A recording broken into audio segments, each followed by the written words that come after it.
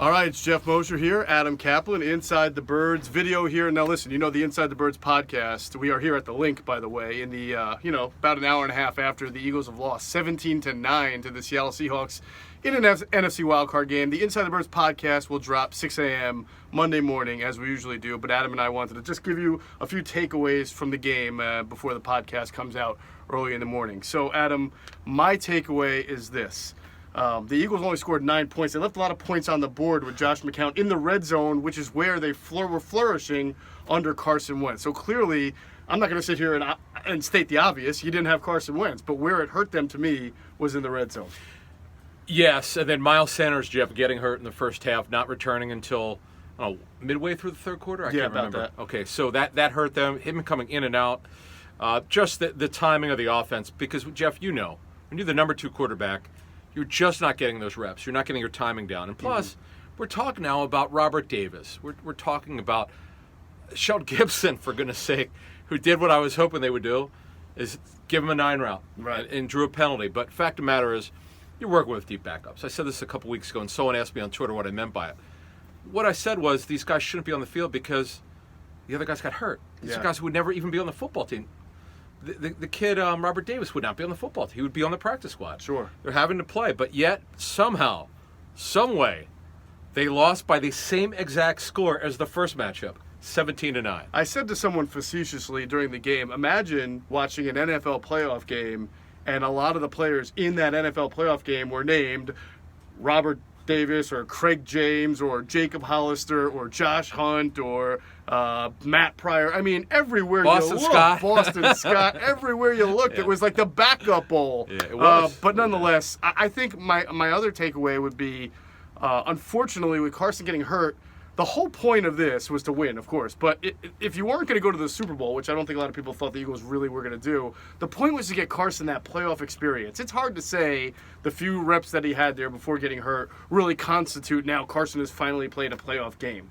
I mean, he certainly had a great run here. Okay, off that, let me add this. The good thing is he had to prepare for the game. I know he got hurt early in the first quarter, didn't return with a head injury. Right. What happened there was, for the folks at home, so he got speared by a totally illegal play, by the way. I saw the refs in the poll report.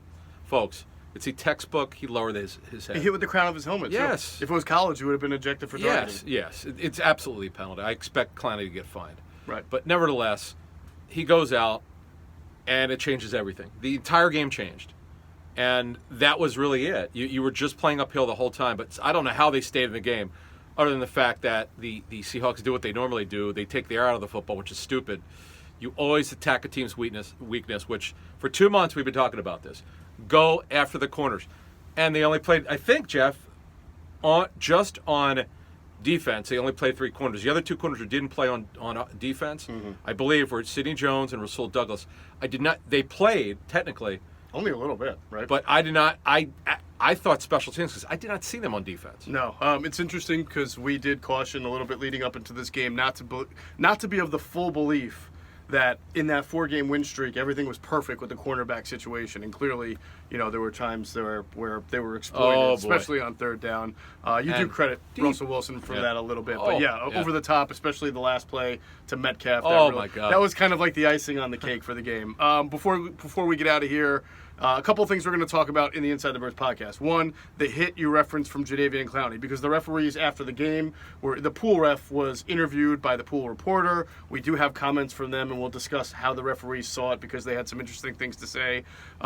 Offensively, Josh McCown, I think we'll talk about the offense. It didn't change that much, and I don't think it had to. And we'll get into that. Defensively, we'll talk corners, but also look a little bit into the future.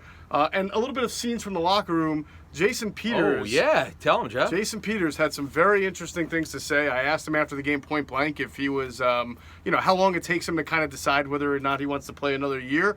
And he looked at me and said, I've decided. I'm playing next year.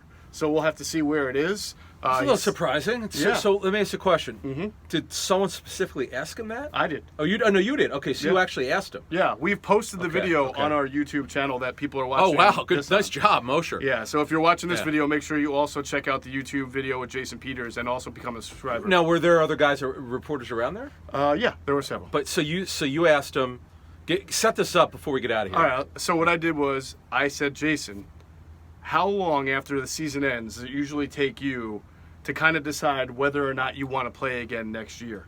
And he point blank said, hey, look, I'm playing next year. He started talking about his false starts that he thinks he can correct. He started talking about... Did he acknowledge it? He did. Listen, Oh you got my to see the God. video. He talked about I can't some wait of to see the this. other Pro Bowl tackles that made the Pro Bowl, how he compared to them. And he said he also said he felt as fresh and healthy at the end of the year as he's ever felt. Well, You got to Doug check out the video. takes care of him. Do you remember when Doug got the job? The first Yeah. thing he said, we're going to make sure we take care of our veteran players. That's right. Because Chip, remember, he would practice on Tuesdays. Peters, this is not a secret, could not stand that. Right. And one of the many problems that Chip had is that he didn't understand how to take care of veteran players. Mm-hmm. As things went along, that was the thing that slipped, and Jason was a guy that didn't quite like that. No, we'll get into that more also. So make Oh, yeah. sure you check out the Inside the Birds podcast when it drops at 6 a.m. Monday. Make sure you check out our YouTube channel because we'll be putting more videos. I have some videos also from the Seahawks locker room. They had some interesting things to say about playing the Eagles when Josh McCown came in. All right, so that's going to do it for this Inside the Birds Minute. That's Adam Caplan. I'm Geoff Mosher. Make sure you check out the Inside the Birds podcast. It'll drop 6 a.m. Monday morning on your podcast platform. See you then.